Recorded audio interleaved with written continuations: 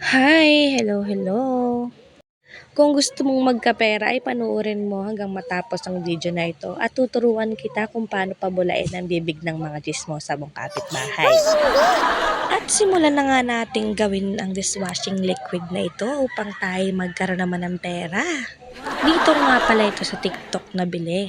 At kung ako sa'yo, bumili ka na rin dahil alam ko namang gaya-gaya ka. Uy, murang-mura nga lang ito mga mami at napakadali pang gawin. At kitang-kita nyo naman sa video ang laman kaya't hindi ko na kailangan pang isa-isahin. At kapag bumili ka nga nito ay meron ng instruction na kasama. Maglagay ka nga ng 14 liters na tubig sa malinis na timba. May bula-bula nga yung tubig na yan dahil yung timba na yan ay matagal na namin ginagamit sa paggawa ng dishwashing liquid. Ang kasunod niya na ilagay mo na yung bubble booster. Butasan mo lang ng maliit yung surfactant.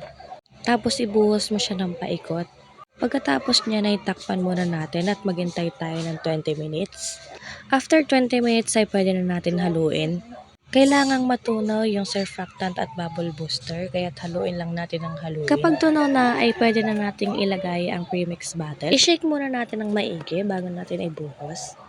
After nga nito ay haluin natin ng maigi. Bubblegum scent nga pala itong binili ko kaya't kulay blue siya.